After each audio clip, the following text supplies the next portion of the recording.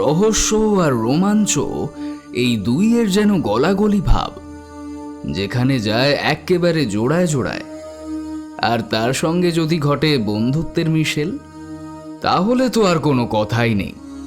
রোমাঞ্চের তীব্র টানে শ্রোতারা যখন রুদ্ধশ্বাসে ভেসে চলেছে পরিণামের দিকে, তখন হঠাৎই তাল কেটে যায় বিচ্ছেদের নিষ্ঠুর কুঠার হানায়।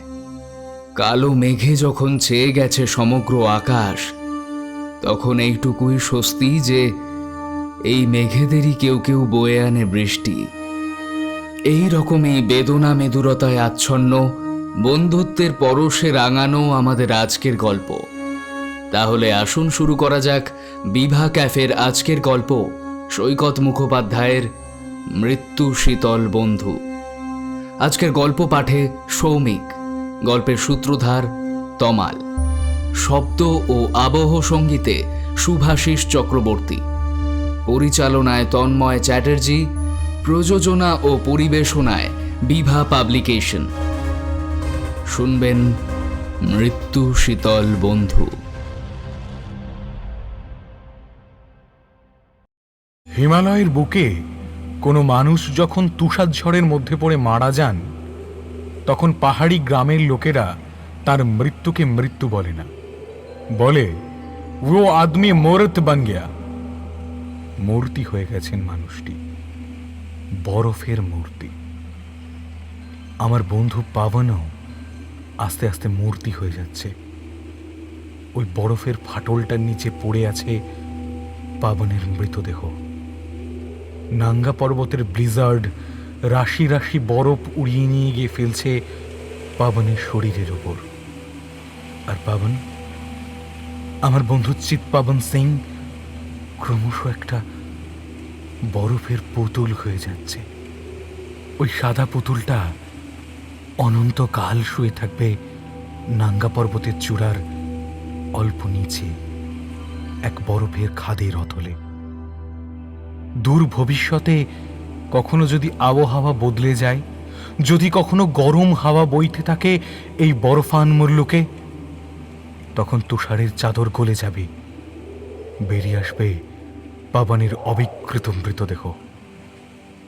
সেদিন যদি কেউ পাবনের মুখের দিকে তাকায়, তাহলে সে অবাক হয়ে ভাববে এই 1000 বছরের পুরনো মৃতদেহের ঠোঁটে একটু হাসির আভাস কেন? হ্যাঁ, হাসি। আমি দেখিনি, কিন্তু ঠিক জানি খাদের অতলে তলিয়ে যাওয়ার সময় পাবন হাসতে হাসতেই গিয়েছে। ও হেসেছে কারণ নিজে মরে গিয়ে ও আমাকে বাঁচাতে পেরেছে। আর আমি বেঁচে থাকা মানে তো ওর নাঙ্গা শৃঙ্গ জয়ের স্বপ্নটাও বেঁচে থাকা। সে কথাও মৃত্যুর আগে বারবার বলেছিল। আমরা দুজন মরে গেলে হবে না সুমন, তাহলে নাঙ্গা পর্বত জিতে যাবে।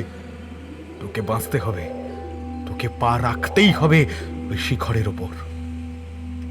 আজ ভোর থাকতে থাকতেই আমরা দুজন অ্যাডভান্স ক্যাম্প থেকে বেরিয়ে পড়লাম নাঙ্গা পর্বতের চূড়া লক্ষ্য করে। এই শেষ 3 কিলোমিটার পথ গিয়েছে একটা হিমবাহের ওপর দিয়ে। আমরা জানতাম এই পথে পুরো বরফের চাদরের মধ্যে রয়েছে অগণিত ফাটল, ইংরেজিতে যাকে বলে ক্রিভাস। আর এই ক্রিভাসগুলো বেশিরভাগই ভীষণ গভীর। আমরা এও জানতাম যে ওই ফাটলের মুখগুলো অনেক সময় লুকিয়ে থাকে পাতলা বরফের আস্তরণের আড়ালে। আর অসতর্ক অবস্থায় অমন পাতলা বরফের ওপর পা ফেলা মানে মুহূর্তের মধ্যে খাদের গভীরে পড়ে মৃত্যু।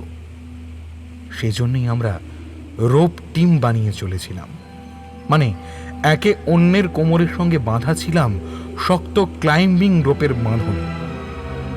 যাতে একজন ক্রিভাসে পড়ে গেলেও অন্যজন তাকে সাপোর্ট দিতে পারে। আমি ছিলাম সামনে, পবন পেছনে। পবনের পা পড়ল মরণ ফাঁদে। কোমরের দড়িতে হ্যাঁচকা টান লাগতেই আমি পড়ে গিয়েছিলাম।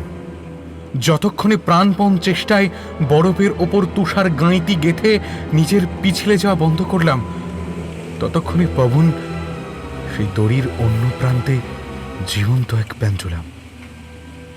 দু এক মুহূর্ত বাদে প্রাথমিক শকটা কাটিয়ে উঠে আমরা দুটো জিনিস বুঝতে পারলাম।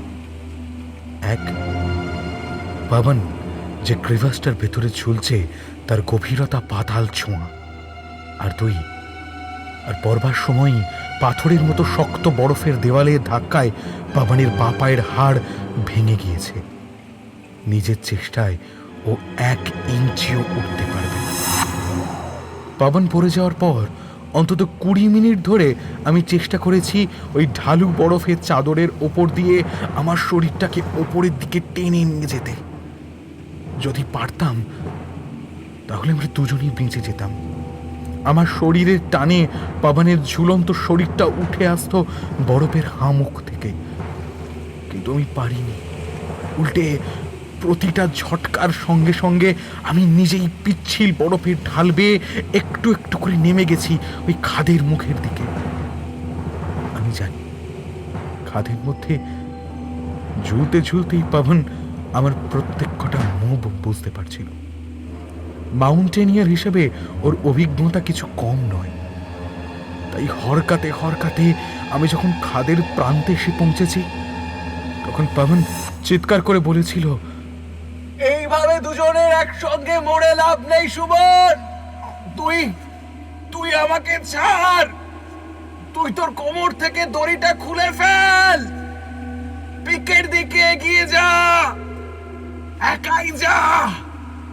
পিকে তোকে উঠতেই হবে, পিকে তোকে উঠতেই হবে। অসম্ভব, অসম্ভব। বরফের মধ্যে আমার তুষার গাঁইতিটাকে শক্ত করে গেঁথে বলে দিয়েছিলাম আমি, মরলে দুজনেই মরবো। আর ঠিক তখনই নাঙ্গা পর্বতের বরফ ঝড় দ্বিগুণ উৎসাহে গর্জন করে উঠেছিল, যেন এক শাপথ।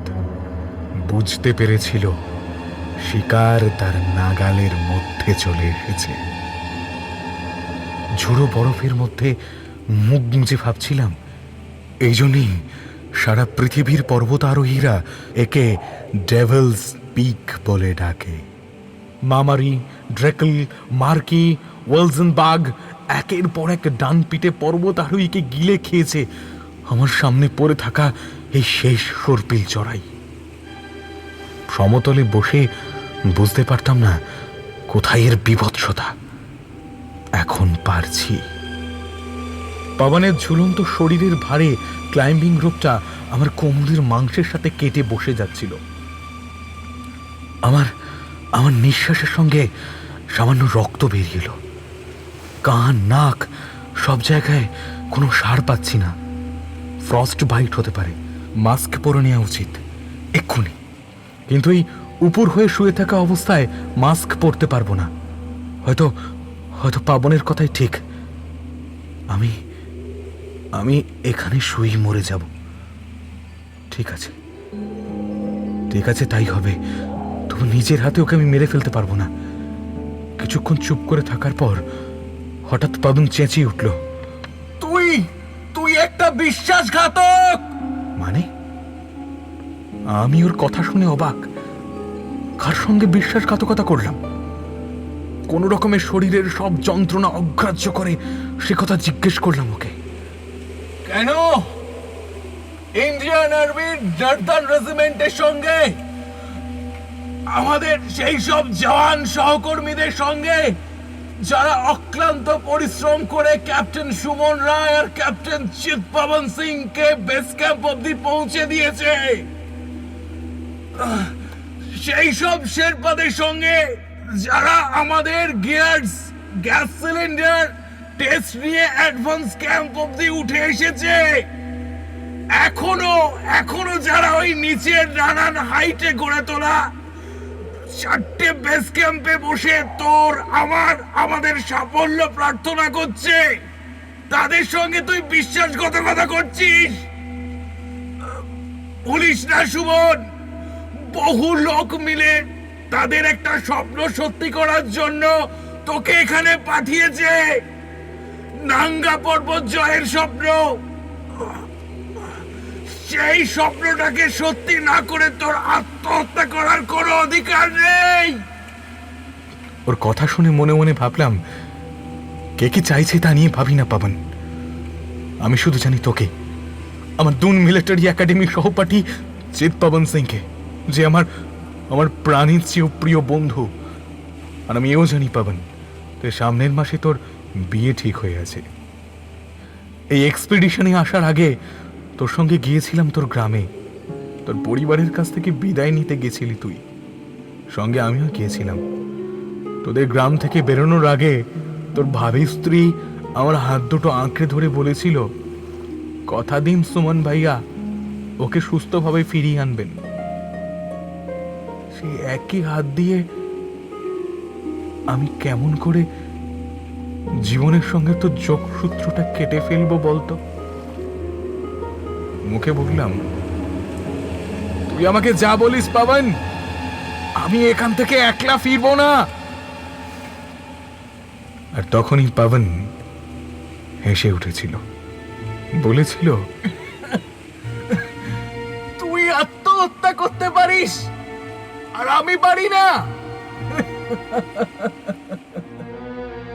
অকস্মাৎ আমার কোমরে বাঁধা ক্লাইম্বিং রোপটায় কয়েকটা ছোট্ট ঝাঁকুনি, আর তারপরেই দড়ির প্রান্তে ঝুলতে থাকা পাবনের শরীরের ভারটা ম্যাজিকের মতো মিলিয়ে গেল। না, কোনো আর্তনাদ ছিল না। যে মানুষ নিজের হাতের সুইস নাইফের কয়েকটা জোরালো টানে পৃথিবীর সঙ্গে নিজের শেষ সংযোগ ছিন্ন করে দিতে পারে, সে আর্তনাদ করবে কেন? চোখের কোণা থেকে বরফের দানাগুলো খুঁটি তুলতে গিয়ে খেয়াল করলাম আমি কাঁদছিলাম। গভীর অবসাদ কাটিয়ে উঠে দাঁড়ালাম। কোমর থেকে ছেঁড়া দড়ির অংশটা খুলতে খুলতে ভাবলাম, তুই বৃথাই আমাকে বাঁচালি পাবন, চূড়ার দিকে আমি যাব না। আমি নামার পথে পা ফেরালাম। Mission abandoned. যদিও নাঙ্গা পর্বতের চূড়াকে এখান থেকে মনে হচ্ছে একেবারে হাতের নাগালের মধ্যে, তবু আমি আর ওখানে পৌঁছানোর কথা ভাবছি না। কারণ আমি যে শুধু মানসিক দিক থেকেই বিপর্যস্ত তা নই, একা ওই দুরূহ চড়াই ভাঙা শারীরিকভাবেও সম্ভব নয়। পৃথিবীর কোনো মাউন্টেনিয়ারের পক্ষেই সম্ভব নয়। ও পথে যেতে সাথী লাগে। একজন যখন খাড়া পাথুরে দেয়াল ক্র্যাম্পিং গেঁথে উঠবে, আর একজন তখন তাকে বেলিং করবে নিচ থেকে, মানে তাকে দড়ির সাপোর্ট দেবে।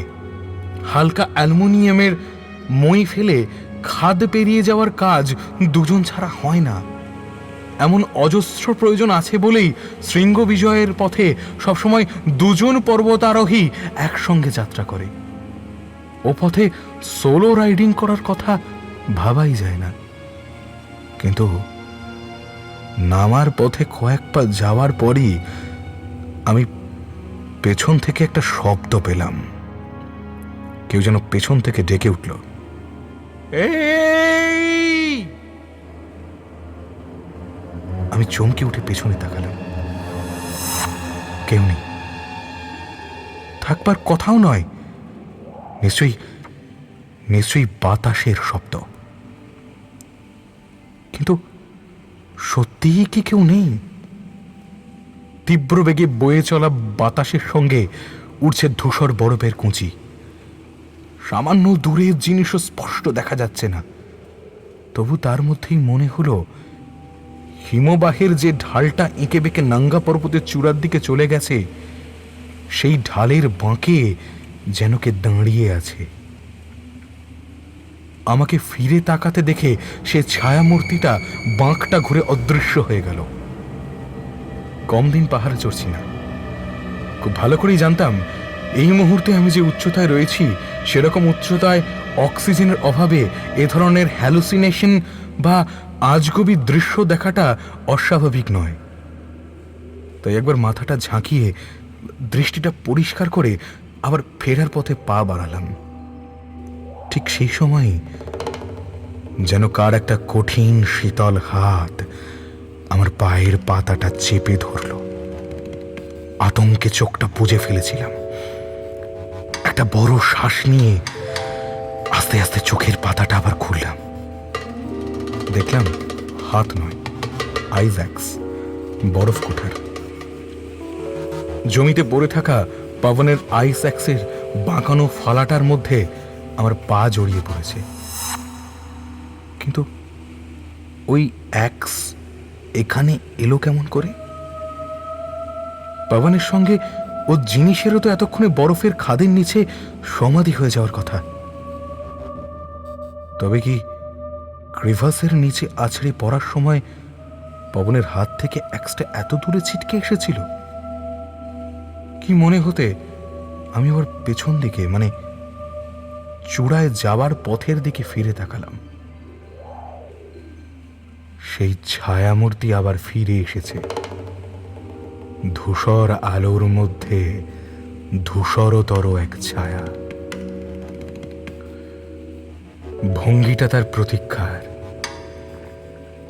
যেন আমি না এগোলে সেও যেতে পারছে না।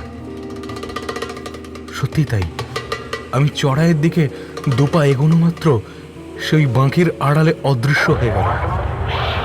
আমি সম্মোহিতের মতোই সেই বাঁকটা অবধি হেঁটে গিয়ে অপরদিকে মুখ তুলে চাইলাম।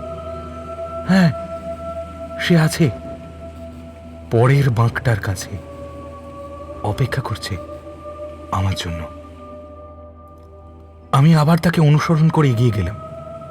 ঠিক সেই সময়ই একটা পিচ্ছিল পাথরের চাতালে আমার পা পড়ল।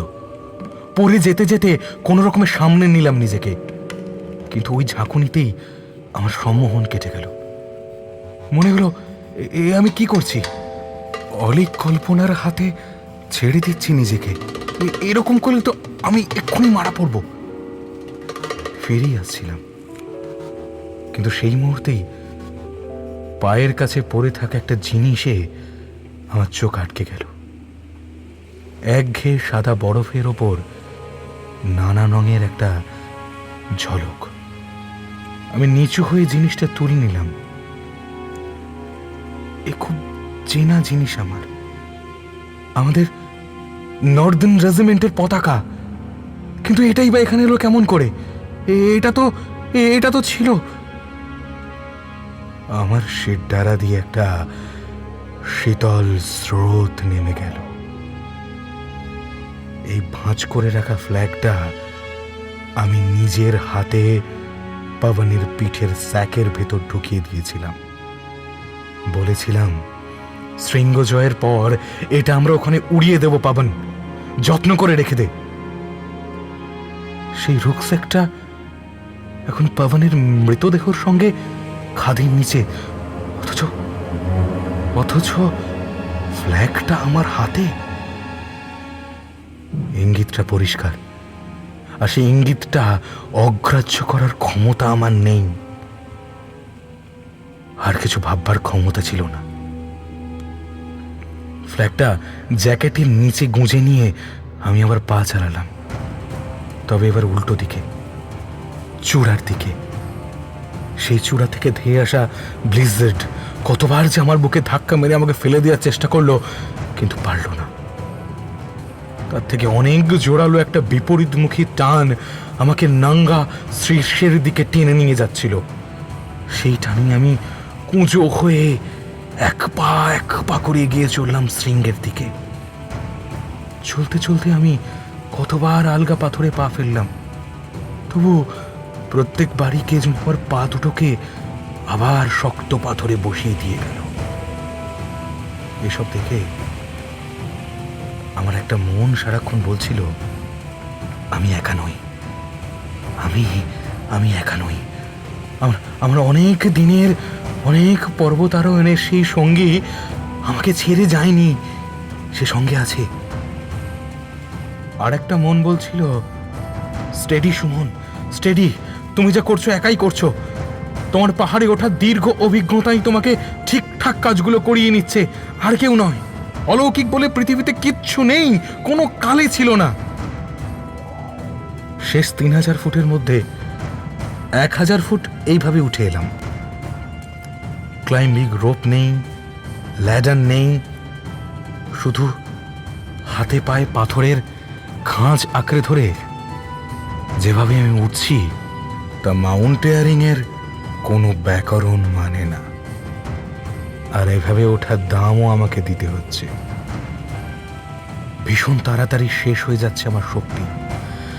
এত হাঁপাচ্ছি যে মনে হচ্ছে বুকের পাঁজরগুলোকে ফাটিয়ে দিয়ে যেন এক্ষুনি বেরিয়ে আসবে আমার হৃৎপিণ্ডটা। তবু সেই হিমবাহের পথ ধরে উঠে এলাম আরো 1000 ফুট, বাকি আর 1000। এখান থেকে ওপর দিকে চাইলে আমি নাঙ্গা পর্বতের শেষ বিন্দুটাকে পরিষ্কার দেখতে পাচ্ছি। পারবো কি ওখানে পৌঁছাতে? পারবো কি আমার টিমের এতগুলো লোকের স্বপ্নকে সফল করতে? আর আর পাবনের শেষ ইচ্ছেটাকে পূরণ করতে? কিন্তু আর একটা বাঁক ঘোরার পরে আমি বুঝতে পারলাম পারবো না। চারিদিকে তাকিয়ে বুঝতে পারলাম এবার আমি শেষ প্রতিরোধের সামনে এসে দাঁড়িয়েছি। আমার মাথার ওপর বিরাট বড় একটা পাথরের চাঙড় পাহাড়ের গা থেকে কার্নিশের মতো বেরিয়ে রয়েছে। চূড়োয় পৌঁছাতে হলে ওই কার্নিশটার উপরে আমাকে চড়তে হবে। কিন্তু কেমন করে সেটা সম্ভব? অত চওড়া পাথর আমি তো হাতের মুঠোয় ধরতে পারবো না।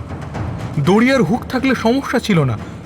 দড়ির মাথায় হুক বেঁধে উপরে ছুঁড়লে হুকটা কোনো না কোনো পাথরের খাঁজে ঠিক আটকে যেত, আর তখন সেই দড়ি ধরে ওপরে উঠে যাওয়া যেত। কিন্তু কিন্তু এখন কি উপায়? আবার আমার মন বলল, অলৌকিক বলে কিচ্ছু নেই, অলৌকিকের সাহায্য তুমি পাবে না। তুমি এবার ফেরো সুমন, ফিরে গিয়ে সঙ্গীতের বলো যে তুমি ব্যর্থ। বলো শৃঙ্গজয় করতে তুমি পারোনি, উপরন্তু ফেলে এসেছো তোমার সহযোদ্ধাকে। বলো সে মৃত্যুকে বেছে নিয়েছে বলেই তুমি এখনো বেঁচে আছো। বরফ ঝড় আমার শরীরকে ক্ষত বিক্ষত করছিল, তার চেয়েও তীব্র এক ঝড় রক্ত ঝরাচ্ছিল আমার মনে। আমি আর সোজা হয়ে দাঁড়িয়ে থাকতে পারলাম না। আমার দুটো হাঁটু নিজে থেকেই ভাঁজ হয়ে গেল। আমি আস্তে আস্তে জমা বরফের ওপর বসে পড়লাম। ভাবলাম কি হয় যদি না ফিরি, যদি এখানেই আর একটা বরফের মূর্তি তৈরি হয়ে যায়। ওপরে তাকিয়ে কার্নিশটার গায়ে একটা ফাটল দেখতে পেলাম, আঙুলের মতো সরু। তার কিছুটা ওপরে আর একটা ছোট্ট গর্ত। যদি আইস একটা ওই ফাটলে গেঁথে নিজেকে চার দিয়ে তুলতে পারি আর অন্য হাত দিয়ে আঁকড়ে ধরতে পারি ওপরের ওই গর্তটা, তাহলে হয়তো পুরো শরীরটাকে তুলে ফেলতে পারবো ওপরে। আমি ডান হাতের পুরো শক্তি দিয়ে আইজ্যাক্সটা গেঁথে দিলাম ফাটলের গায়ে। অ্যাক্সের হাতল ধরে শরীরটাকে একটু ওপরে তুলতেই বাঁ হাতটা টান করে দিলাম পাথরের গায়ের গর্তটার দিকে। কিন্তু আমার হাতটা পিছলে গেল। সঙ্গে সঙ্গে প্রতিবর্ত ক্রিয়ার আইস অ্যাক্স ফেলে দিয়ে আমার ডান হাতটা উঠে এলো সেই একই গর্ত ধরার জন্য। ধরলাম, কিন্তু সেই সঙ্গে বুঝতে পারলাম সেই গর্তটা সামান্যই গভীর। আমার আঙুলের ডগাগুলো শুধু রাখতে পেরেছি সেখানে। শুধু এক হাতের কয়েকটা আঙুলের ভরে এতক্ষণ বা ঝুলিয়ে রাখি কি করে নিজের শরীরটাকে। আস্তে আস্তে হাতের বাঁধন আলগা হয়ে আমার শরীরটা নামতে শুরু করেছিল। আর কয়েকটা মুহূর্ত, তারপরই আছড়ে পড়ব পাহাড় থেকে কয়েক হাজার ফুট নিচে। কেউ জানবে না লক্ষ্যের কতখানি কাছে এসে আমার মৃত্যু হয়েছিল। আঙুলের শেষ গাঁটগুলো এসে ঠেকলো গর্তের কিনারায়। আর কয়েক সেকেন্ড, তারপরে চোখের কোণা দিয়ে দেখলাম গর্তটার একটু ওপরে মসৃণ পাথরের গা থেকে গাছের ডালের মতো কি যেন একটা বেরিয়ে আছে। ওটা কি? কখন এলো? আগে তো খেয়াল করিনি আমি। শেষ শক্তি দিয়ে নিজেকে ছুঁড়ে দিলাম ওপরে। বাঁ হাতে ওই শক্ত অবলম্বনটাকে মুঠো করে ধরে সঙ্গে সঙ্গেই ডান পাটা তুলে দিলাম কার্নিসের ওপরে। তারপরেই পুরো শরীরটা ডেভিলস পিককে পায়ের নিচে রেখে উঠে দাঁড়ালাম। তারপর দুপা হেঁটে গিয়ে ঝুঁকে পড়লাম আবার কার্নিসের কিনারায়। দেখতে চাই ওটা কি জিনিস যেটা আমার প্রাণ বাঁচালো। ওটা কি যা সম্ভব করলো আমার শৃঙ্গ বিজয়? দেখতে পাচ্ছি ওটা একটা আইস অ্যাক্সের হাতল। ফালাটা শক্ত করে গাঁথা আছে পাথরের গায়ে। ওটা আমার ভীষণ চেনা। ওটা পাবনের আইস অ্যাক্স। কাঠের হাতলের উপর আমি একদিন ছুরি দিয়ে খোদাই করে দিয়েছিলাম CS। সেই অক্ষর দুটো পরিষ্কার দেখতে পাচ্ছি। ওই আইস অ্যাক্সটাই একটু আগে আমার পায়ে জড়িয়ে গিয়েছিল, এখান থেকে 3000 ফুট নিচে।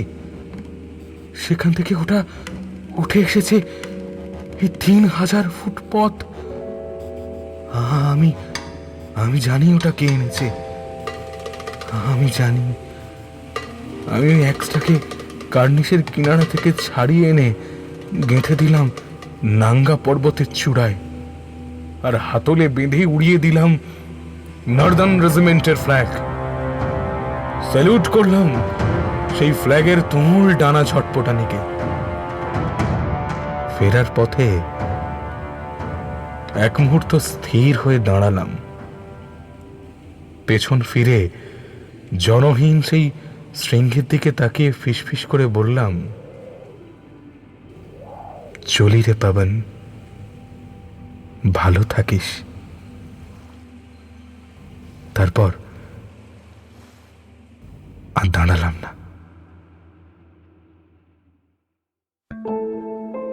এতক্ষণ ধরে আপনারা শুনলেন সৈকত মুখোপাধ্যায়ের গল্প মৃত্যু শীতল বন্ধু। আমাদের আজকের গল্প আপনাদের ভালো লাগলে সাবস্ক্রাইব করুন আমাদের চ্যানেল বিভা ক্যাফে, এবং সবার আগে আমাদের লেটেস্ট ভিডিওর নোটিফিকেশন পেতে প্রেস করুন রিং বেল আইকনে। আর অবশ্যই আপনাদের ভালো লাগা খারাপ লাগা আমাদের জানান এই গল্পের কমেন্ট সেকশনে। আমাদের পরবর্তী নিবেদন নিয়ে আমরা আবার হাজির হব শুধুমাত্র আমাদের অফিসিয়াল চ্যানেল বিভা ক্যাফেতে। ভালো থাকবেন, সাহিত্যে থাকবেন। শুভরাত্রি।